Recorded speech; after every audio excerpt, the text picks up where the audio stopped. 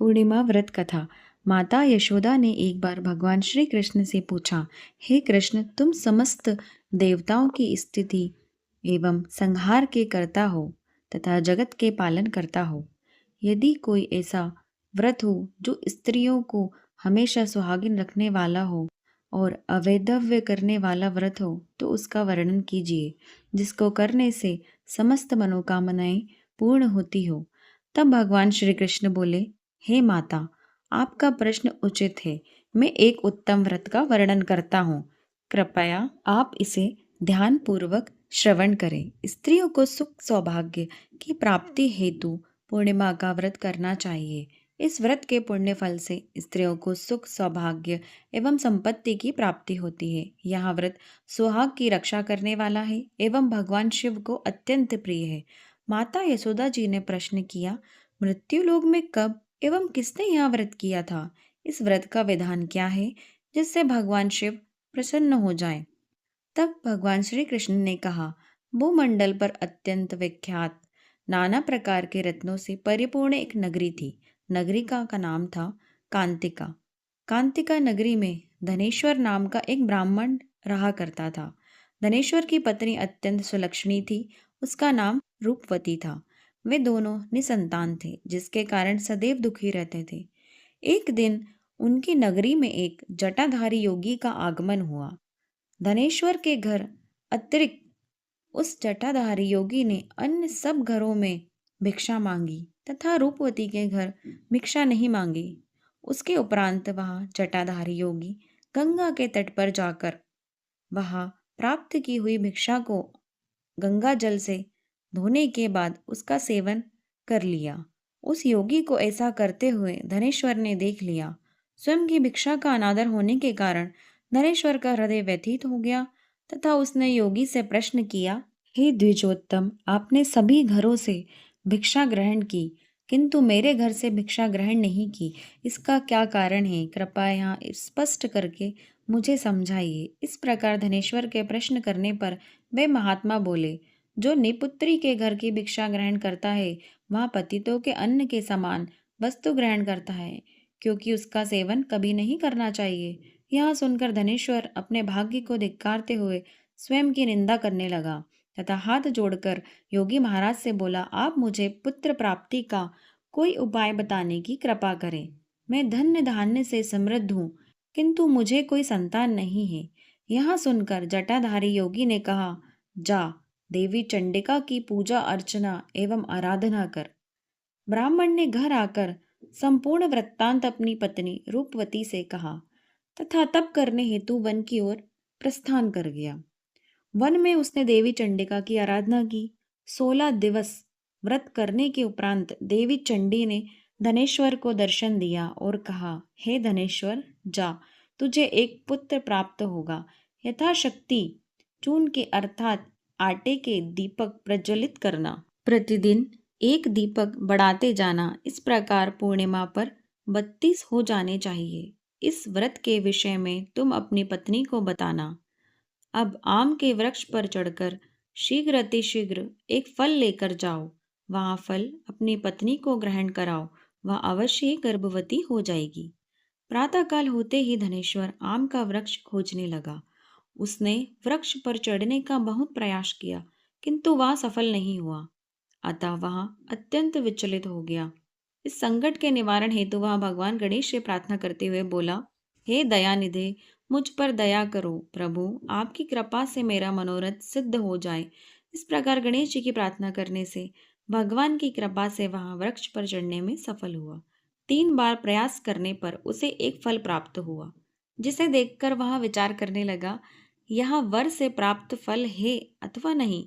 घर जाकर उसने अपनी पत्नी को संपूर्ण वृत्तांत बताकर वह फल प्रदान किया। उस फल का सेवन करते ही उसकी पत्नी गर्भवती हो गई। देवी माँ की कृपा से उन्हें एक रूपवान एवं गुणी पुत्र की प्राप्ति हुई, जिसका नाम देवदास रखा गया। तदोपरांत रूपवती ने माता के निर्देशानुसार व्रत किया। देवयोग से धनेश्वर ने पुत्र को अध्ययन हेतु काशी भेजने का निर्णय किया। अश्व पर आरूढ़ होकर अपने पुत्र को मातुल अर्थात मामा के संग काशी भेजा। मार्ग में अनेक दिवस व्यतीत हो गए। भागने अर्थात भांजे सहित मातुल काशी पहुंच गया। रात्रि हो गई, अतः वे दोनों देवदत्त नामक ब्राह्मण के घर विश्राम करने लगे। संयोगवश उस दिन गृह स्वामी अपनी पुत्री का विवाह करने वाला था। तेल आदि चढ़ाकर मंडप निर्माण किया। लग्न के समय वर को धनुर्वात नामक रोग हो गया। तब वर के पिता ने अपने कुटुंबी जनों से विचार विमर्श किया। अंततः उन्होंने निश्चित किया कि यह कार्पटिक बालक मेरे पुत्र के समान ही रूपवान है। मैं इसके संग ही विवाह लग्न कराऊंगा। वर के पिता ने देवदास के मातुल से निवेदन किया कि 2 घड़ी के लिए अपने भानेज को मुझे दे दो। मातुल अर्थात मामा ने कहा, तुम्हें मधुपर्क एवं कन्यादान में जो प्राप्त हो, यदि वह हमें मिल जाए तो मेरा भानेज तुम्हारी बारात का दूल्हा बन जाएगा। वर के पिता की स्वीकृति पर उसने अपने भगने को वर बनाने के लिए उन्हें सौंप दिया। उसके उपरांत विधि विधान से उसका विवाह पूर्ण हुआ। पत्नी को साथ भोजन नहीं कर सका तथा मन ही मन विचार करने लगा कि यह वधू किसकी होगी। देवदास एकांत में बैठकर मन ही मन चिंतित हो रहा था। तभी उस वधू ने आकर उससे पूछा, क्या बात है, आप अत्यंत विचलित और अप्रसन्न प्रतीत हो रहे हो। देवदास ने अपने मामा एवं वर के पिता के मध्य हुए संपूर्ण वृत्तांत का वर्णन वधू के समक्ष कर दिया। कन्या ने कहा, ब्रह्म विवाह के विपरीत यह कृत्य कैसे संभव है। देव, द्विज एवं अग्नि के समक्ष हम दोनों का विवाह हुआ है, अतः मैं सदैव आपकी ही सहधर्मिणी रहूंगी। देवदास ने कहा, आप ऐसा मत करिए, क्योंकि मेरी आयु बहुत थोड़ी है, अतः मैं अल्पायु हूँ। किंतु उस वधू ने यह दृढ़ निश्चय करते हुए कहा, जो आपकी गति होगी वही मेरी गति होगी। हे मेरे स्वामिन, उठिए, कृपया भोजन ग्रहण कीजिए। देवदास ने भोजन उसके साथ किया। भोजन करने के पश्चात उसने एक रत्न जड़ित मुद्रिका एवं एक वस्त्र उस नववधू को प्रदान किए तथा उसने कहा, इसे ले एवं स्थिर चित हो जा। मेरे मरण एवं जीवन के विषय में ज्ञात करने हेतु एक पुष्प वाटिका बना ले। उस वाटिका में सुगंधित नवमल्लिका पुष्प लगा ले। उसमें नित्य प्रतिदिन जल सिंचन करना एवं आनंद पूर्वक रहना। जब तक मैं जीवित रहूंगा तब तक यह वाटिका हरी भरी रहेगी तथा जिस दिन मेरी मृत्यु होगी उस दिन पुष्प सूख जाएंगे। ऐसा कहकर देवदास अपने मामा सहित ब्रह्म मुहूर्त में वहां से प्रस्थान कर गया। प्रातःकाल विदाई हेतु गायन वादन आदि होने लगा तो कन्या ने अपने पिता से कहा, यहाँ मेरा पति नहीं है। यदि है तो बताएं कि मैंने इसे क्या दिया है। मधु पर्क एवं कन्यादान में जो आभूषण आदि मैंने इसे दिए हैं वे दिखाएं तथा रात्रि में मैंने इससे क्या गुप्त चर्चा की है वहां भी बताएं। कन्या के वचन सुनकर वर ने कहा, मुझे इस विषय में कुछ भी ज्ञात नहीं है। तदुपरांत लज्जित होकर वहां कहीं चला गया।